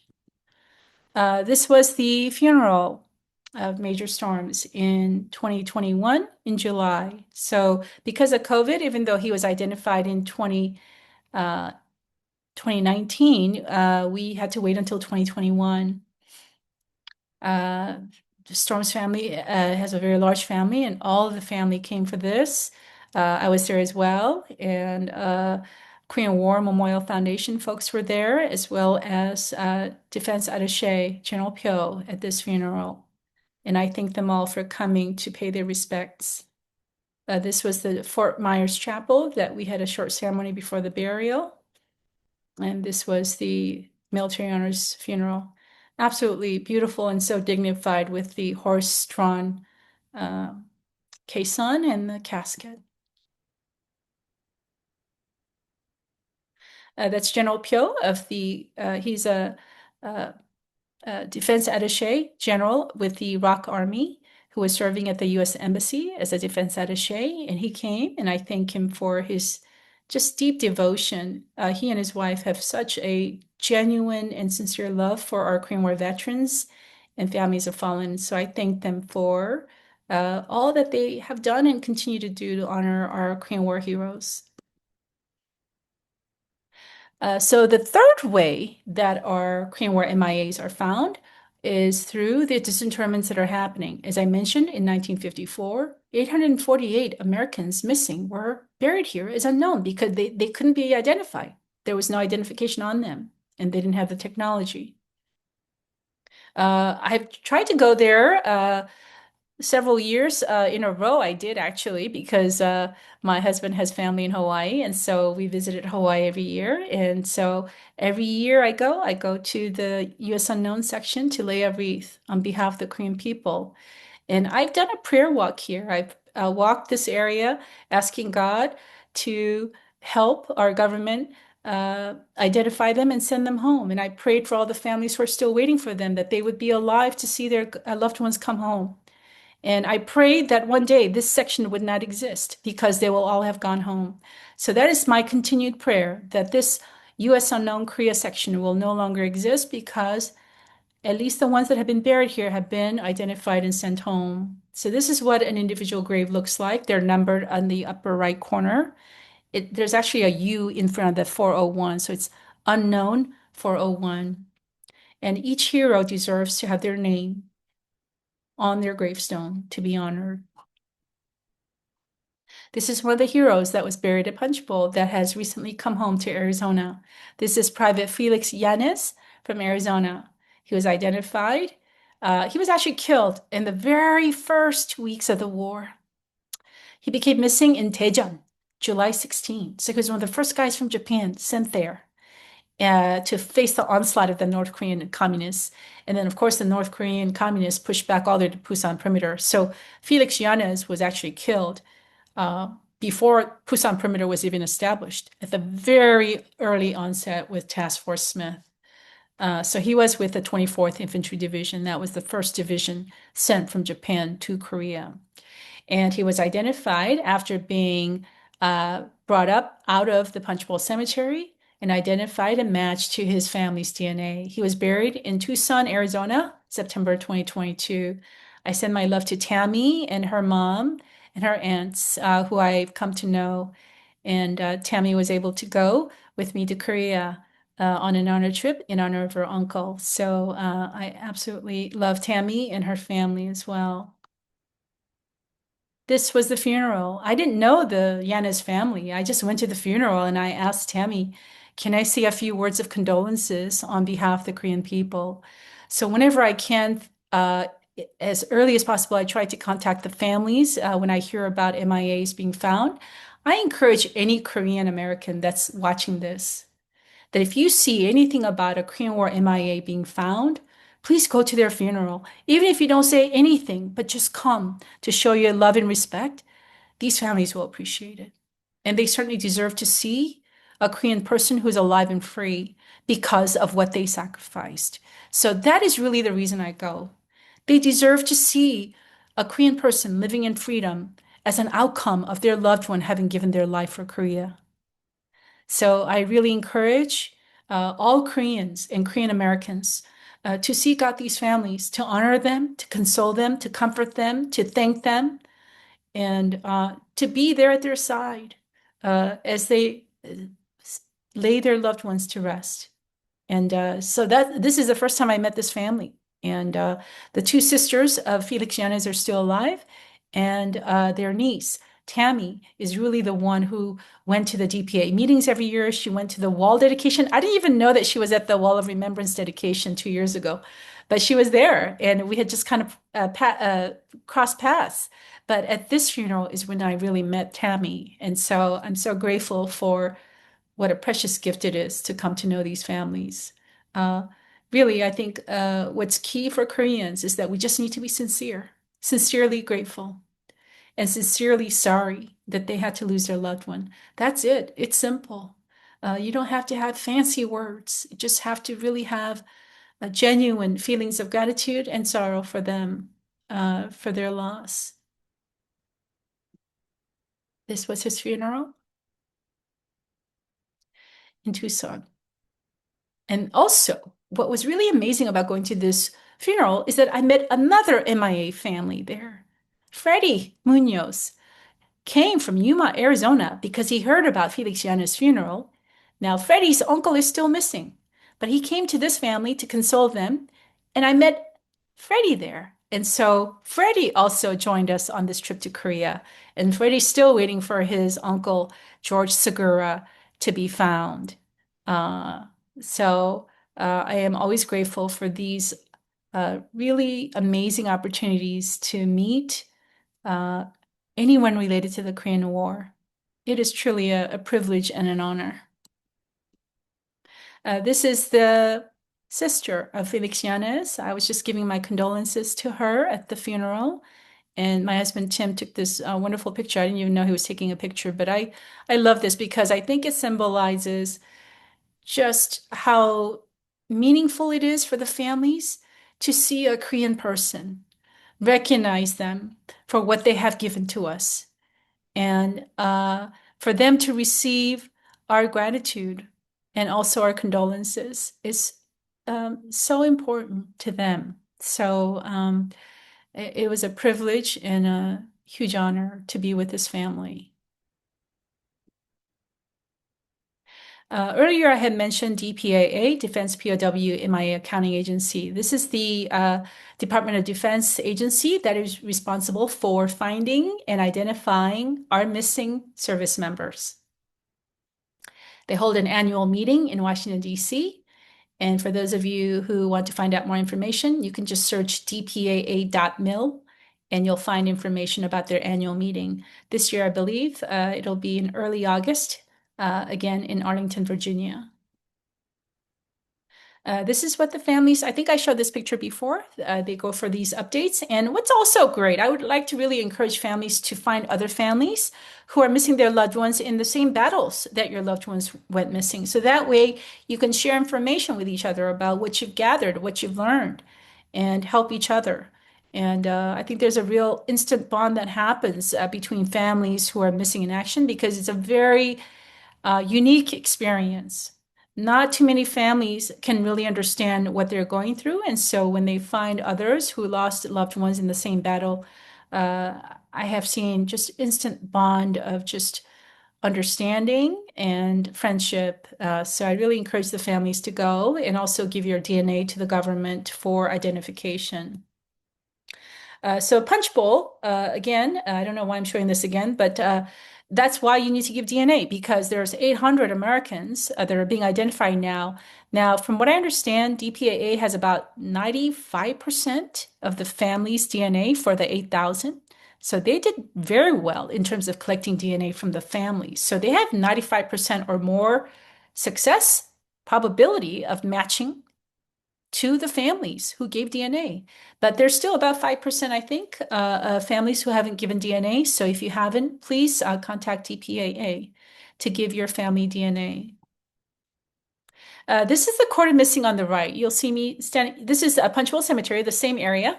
But this is an area of the cemetery where they have a memorial to all the missing in action. So this is the only place where missing in action have their names on a wall. So this has World War II, Korea, and Vietnam. And I go there to look for names to send names of their loved ones to the families who are not able to visit. So I've gone there many times. And when they identify a missing, they'll put a small, like a little corset, like a pinned next to the name. That means they have been found and identified. So that's what the walls look like with all the names. So it is listed by military branch alphabetically. So Army A through Z, Marine Corps A through Z, and so on. Charles Adams. Mr. Edwin Adams is a Korean War veteran. He fought in the Korean War, and his brother Charles is still missing. Mr. Adams, if you're watching this, I send you my love and thanks to you. We were on a trip together in 2018 to Korea. This is another important wall I want to bring your attention to. This is the Korean War Veterans Memorial Wall of Remembrance, Wall of Remembrance. And it's a circular wall that was dedicated on July 27th, 2022. And it was a beautiful ceremony where the families of our missing and killed came to see their loved ones' names finally etched in stone and honored at the Korean War Veterans Memorial. You see those statues there with the collage of faces on the left? Well, this circular wall was added where the trees are. And so it just is beautifully designed and integrated to the existing memorial, which many of you have seen. And so please visit this memorial to see the names of over 36,000 Americans who gave their lives. It is really a staggering sacrifice when you look at 36,000 names and what that looks like. And so for the families of the missing, this wall is so important because it has become their gravestone for now until they're able to bring their loved ones home and bury them. So I thank the Korean War Veterans Memorial Foundation for their many years of devotion and hard work to bring this about. This was the ceremony for the families of fallen the day before the dedication. So this was a preview of the wall of remembrance for the families to have their own quiet time of reflection and looking for their loved ones' names. Most of these families are families that were in Washington, D.C. already for the annual meeting of DPAA. So these are families of missing, Korean War missing. And we had hundreds there. And I'm so grateful for everyone that came. And this is one of the pictures from the ceremony. You know, this wall means so much to them to finally see their loved one recognized as a Korean War fallen hero.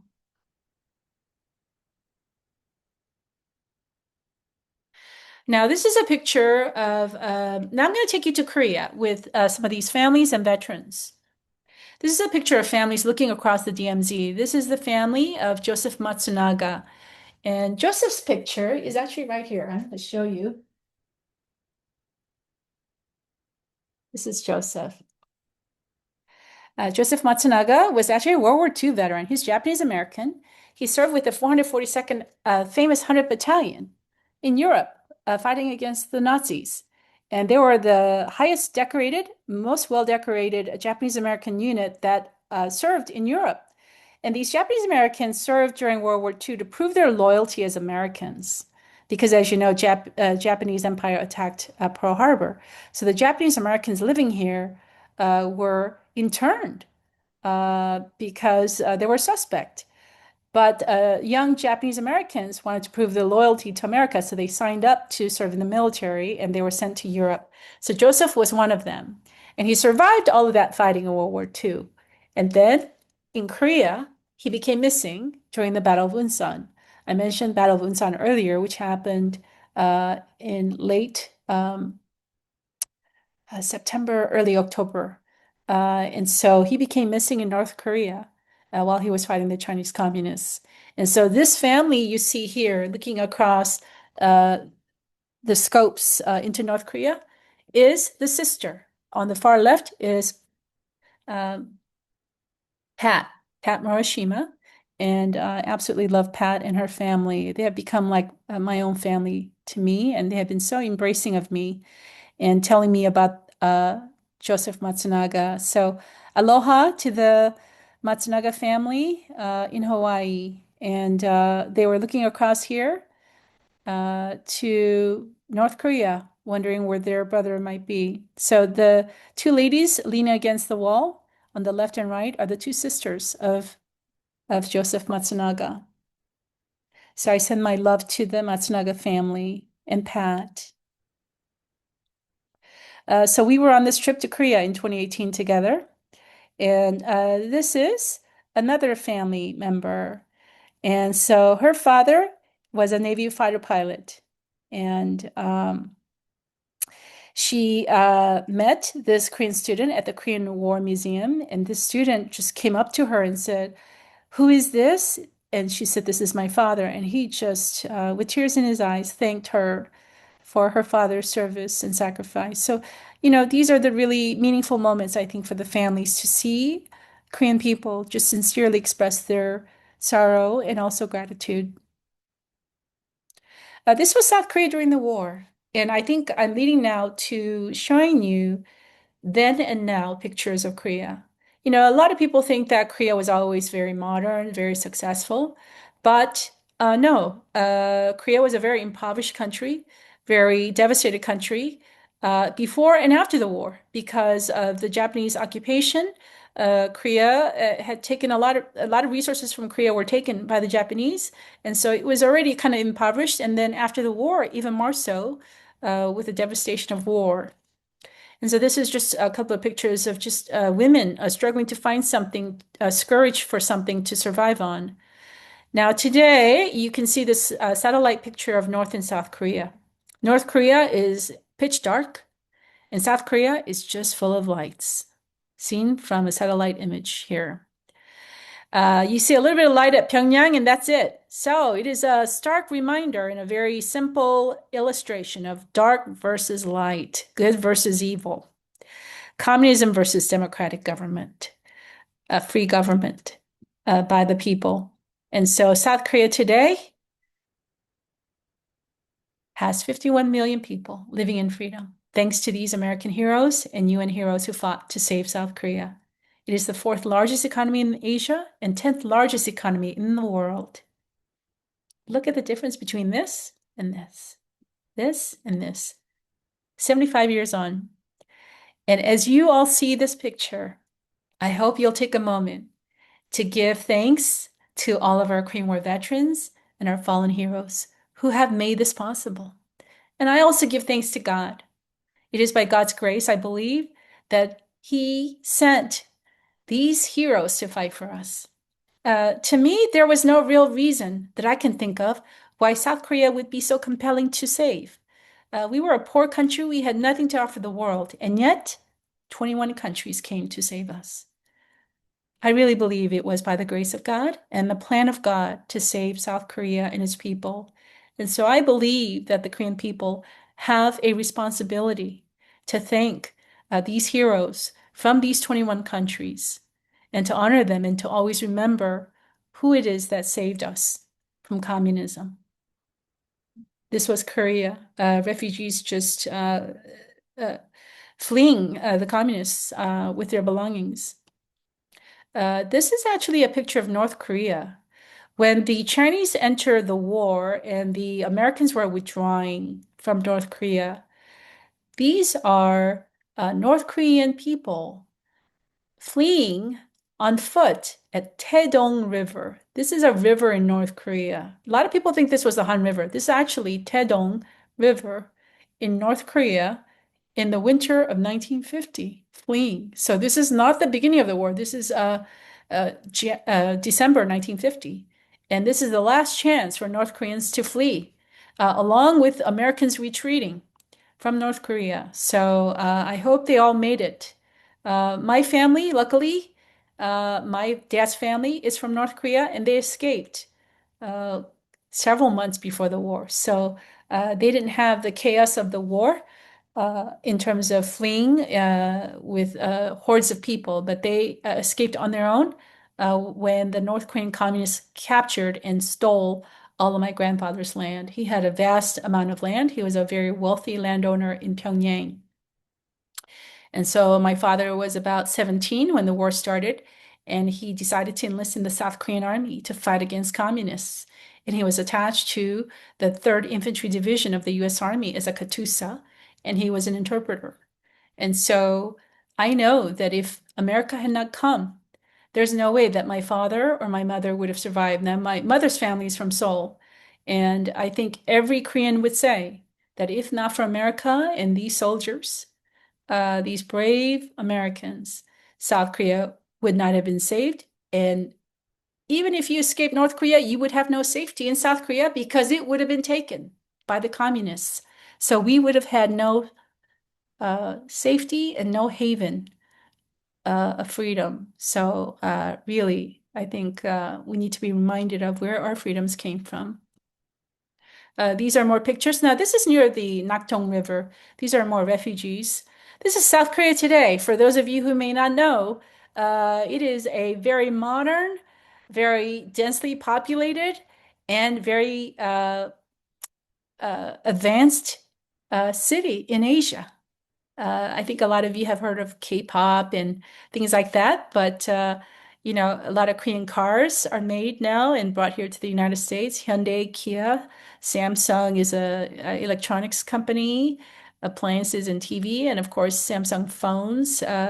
Really, it is truly a miracle when you look at Korea today, what has risen out of Korea in 70 years. This is the Han River during the war. This is the Han River today. Han River then, Han River now. It is truly a miracle on the Han River. And so you'll hear that term a lot, a miracle on the Han River, where it is basically describing the miraculous rise of prosperity and advancement from rubbles and ashes of war.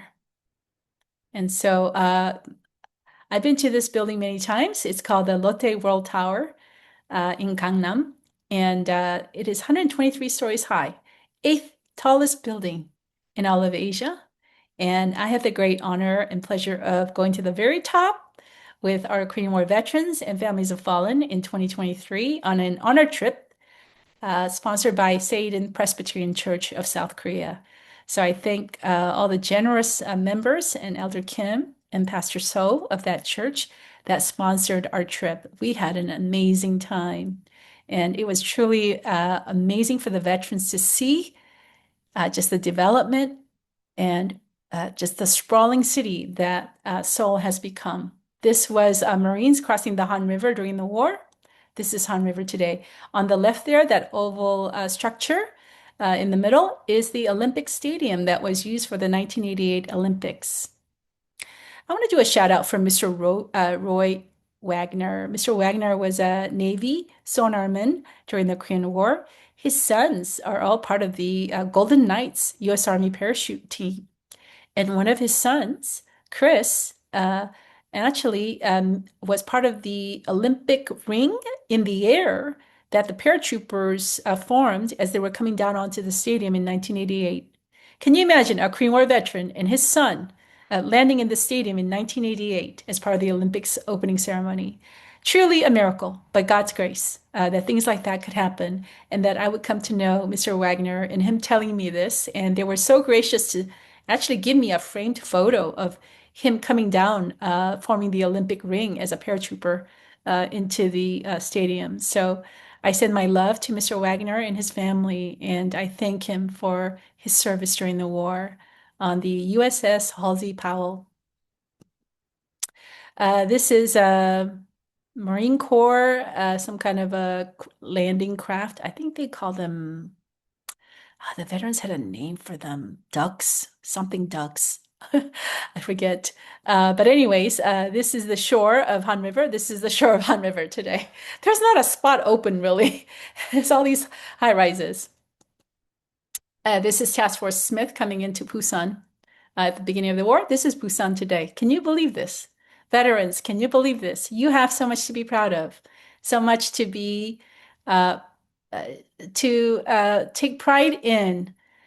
You're giving us this opportunity to build a country like this. You gave us our future. You gave us our freedom. You gave us our future.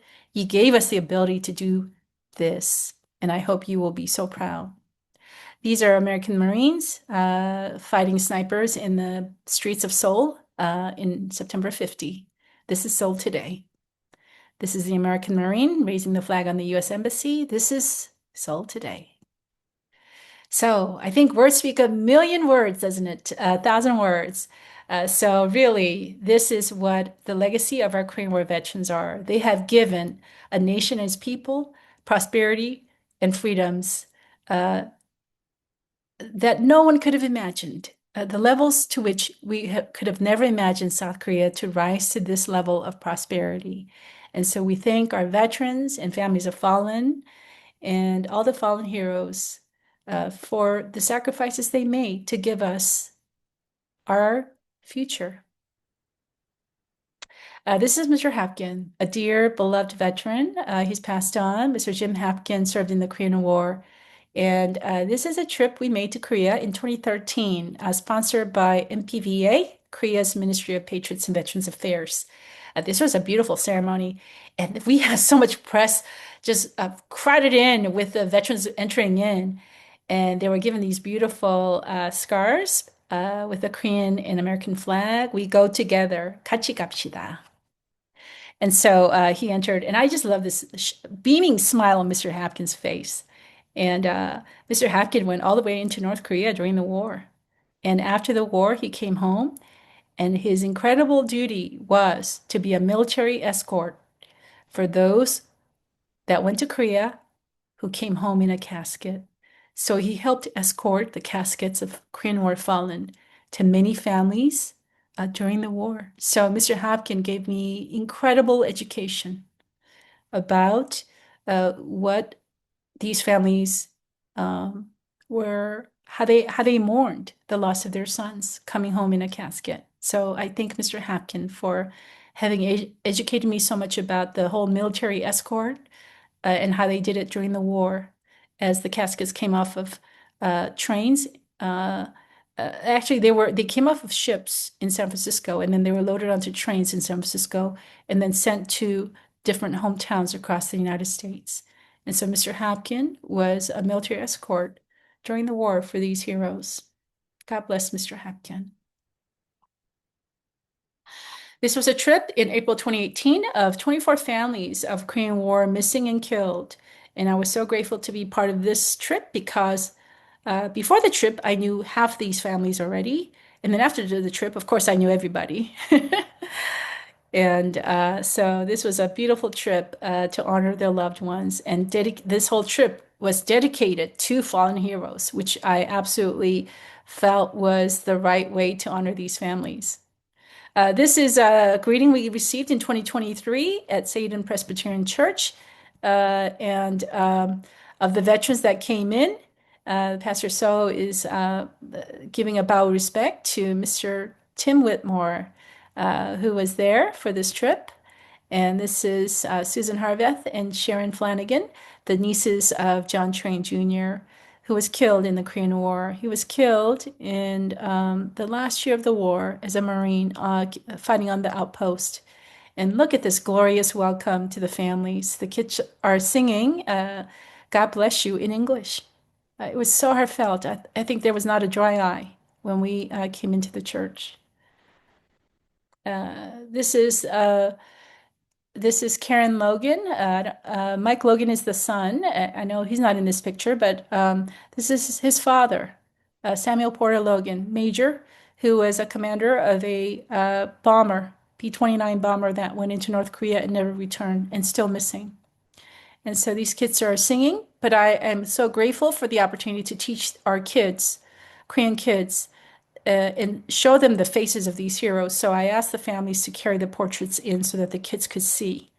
And so this was a great opportunity for the kids to see the faces of American heroes who saved their country. This was a beautiful ceremony inside with all the 16 families of fallen and Korean War veterans, mostly dressed in the blue blazer, Mr. 20, Mr. Whitmore, Mr. Cunningham, Mr. Souza, and Mr. Zamudio, and where's Mr. Vaughn? Mr. Vaughn is in there also. Anyways, I thank all the veterans and the families for their service and sacrifice.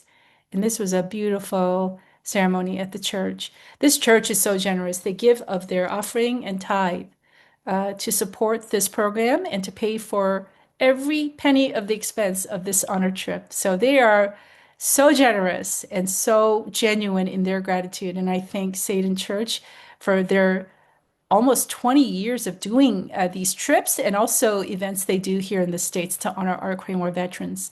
So I want all the Korean War veterans watching this to know that Korean people will not forget you. We will always be grateful to you. And we will do everything we can to teach the younger generation about what you did and what you gave to us, our most precious gift of freedom. This is General Saul. He is an elder of this church, but he's also a general, I believe, 2-star or 3-star general of the Iraq Army. And he's thanking our combat veteran, Mr. George Souza, who fought at Battle of Heartbreak Ridge. I love pictures like this because it just shows these simple moments are so important to show gratitude to our veterans and how much that means to them. This is us going into the Korean War Memorial, where the names of all the U.S. fallen are etched in these bronze plaques on the left and the right. And in the front there is Bill Goodall. That is his father. He's holding a portrait. And he was a fighter pilot during the Korean War, and he is still missing. These are all the families of the missing and killed that we had a ceremony. At this time, we had a lot of press there, as you can see here. We had probably about 100 press people. And after the group left, I stayed on it in Korea. The next day, I saw a picture of these families on the front cover of Korea Times. It was in Korea, it is a big deal to see American heroes and their families come to Korea. And so I'm so grateful for that interest and that level of attention on anything related to Korean War in Korea. So we were so grateful that all the press turned out. This is Paul Blissenbach. I want to mention and really honor him and his father and his son because all 3 generations of this family served in Korea. So his father, Joseph Blissenbach, became missing during battle in North Korea in 1950. He was captured, taken as prisoner, and he is believed to have died in the prison camp. Paul, who's holding his father's portrait, was still in his mother's womb, and he was born in January 51. And he never got to know his father. And then when Paul grew up, he decided to serve in the U.S. military, and he went to Korea to serve. So he was in the 2nd Infantry Division, just like his father, and served on the DMZ in, I believe, 1970s. Uh, and also, his son recently returned from Korea because his son also served in 2nd Infantry in Korea at Pyeongtaek, and he was assigned to Camp Humphreys in Korea as 2nd Infantry. So there's 3 generations of American heroes here in this family of Joseph Blissenbeck, his son Paul, and his grandson Kurt, all served in South Korea. I salute them, I honor them, and I thank them for many generations of devotion to Korea. And I know Paul absolutely loves the Korean people. While he was serving there and during our trip, he just continues to grow in his love for the Korean people. So thank you, Paul. God bless you, Paul, and your family for this devotion, this type of service to the Korean people. And I don't know that we can ever pay you back for that, but we will always honor and remember your father and your service and your sons. So I want to thank at this moment our Korea defense veterans who have served for many generations after the Korean War. There are still 40,000 Americans serving in Korea today, and many generations and many sons of Korean War veterans have served as Korea defense veterans. So I would like to thank all of our U.S. service members who have served, men and women, defending the freedoms for which our Korean War veterans sacrificed so much for. So I salute and honor our Korea defense veterans, and thank you for defending my birth country. This is a beautiful picture of Mr. Souza with these kids. And Judy Choi is one of the volunteers, and she's pointing out Mr. Souza's picture as he looked during the war. And these kids were all trying to figure out, oh, that's the same veteran. I love the picture of the girl in the back with her glasses. She's looking at Mr. Souza. I think she's more interested in looking at Mr. Souza than this picture.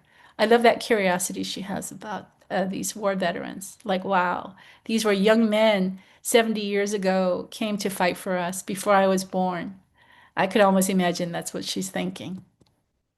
These kids were so great. He put such a smile on Mr. Souza's face. This is one of my favorite pictures, Mr. Souza.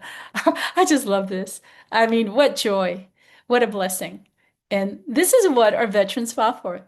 They fought to save the Korean people and give them a future. These kids are our future.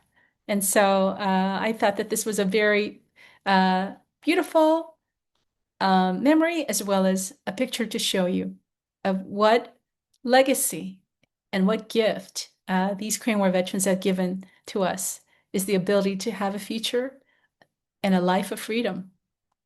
This is Mr. Souza with one of our volunteers. I just love her. She's so great. She was so great with all of our veterans. Always smiling.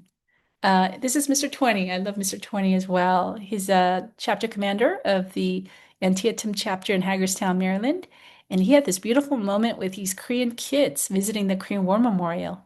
And he had a moment to just talk to them. And they speak English because they're learning English in Korea from kindergarten on. So these kids are actually very good with their English. And this is a beautiful moment that my husband captured when Mr. 20 was hugging these girls. And just what joy Mr. 20 had in seeing these kids thrive in a beautiful country that he has seen as totally impoverished and devastated during the war. I just thought I would share this. When we went to the Second Fleet of the Rock Navy, they had this beautiful banner, Welcome Korean War Veterans. We will remember your sacrifice forever. I think Koreans are truly, especially Korean military, are serious about that, that we will remember the sacrifice and the alliance made with blood during the Korean War. Blood was shed for Korea by Americans, and we will remember that sacrifice. I want to close with a couple of thank you cards that Colonel Tharp, a retired U.S. Army colonel, and also Colonel Lim of the Korean War Veterans Association in Seoul, Korea, sent to me over 100 thank you cards from an elementary school in Korea. And they wrote these beautiful words of gratitude and love to our Korean War veterans. And they are beautiful and sincere. Dear grandfather, hello. Thank you for protecting the Republic of Korea. Always be healthy and happy. With love, Eun-yul. Thanks to you, we are living a happy life. Thank you, and I love you. Shin Soo Pin. This was just a small pile of thank you cards that I took pictures of on my kitchen table here. And I also want to share a program that I was proud to be a part of the production. Recently, Fox Nation produced a program on Korean War veteran stories, and I recommended and provided the service stories of about 10 Korean War veterans who are featured in this program. So, Fox Nation is a subscriber channel, and you need to subscribe, but veterans can sign up for 1 year for free. And so please, if you can, please watch this program called Final Journey of the Forgotten Warriors. And that's what this looks like. And it's available on demand for you to watch anytime. Mr. Souza is featured in there. Mr. Kiner, Larry Kiner, who is a past president of KWVA, Korean War Veterans Association, and many other veterans like Mr. Dunn and Mr. Sharp and others, Mr. Phipps, and others that I recommended. So I'm so grateful to Fox Nation for creating this program on Korean War veteran stories on the 75th year of the Korean War. So this just aired. Well, it didn't air because it's not a program that's scheduled, but it was available from May 21st. And I don't know how long they will have it available on this channel. So please take some time to tune in and watch this program of veteran stories. So I'd like to end now by again showing you my Facebook page. Please come and check out my page, and I will post as often as I can Korean War history and veteran stories. And I'm going to stop sharing this now so I can be in the full picture here. So I know this was a very long presentation, probably the longest one I've ever done. And I hope there was something helpful, something educational, and I know it was inspirational for anyone watching this because it is truly a example and a shining example at that, a forgotten victory. This was absolutely a victory. Mr. Keinert, Mr. 20, thank you for being a voice to reframe this for Americans that Korean War is not a forgotten war. It's a forgotten victory. And I will continue to say that as well because millions of Koreans like me are here. South Korea was saved from communism. And so much of Americans gave their youth and their lives to save us. And South Korea has risen to levels of prosperity and democracy that no one ever dreamt of. And so I hope all of you are veterans and families, and also Korea defense veterans and families of fallen will take pride in knowing that South Korea is flourishing as a result of what you have given and what you have sacrificed for us. We can never thank you enough. We thank you forever. And on behalf of all Koreans who are grateful for their freedoms, I extend to you my deepest gratitude and love and respect. 감사합니다. And I will always remember that the Korean War is a victory. God bless you, and may God always bless the United States of America. 감사합니다.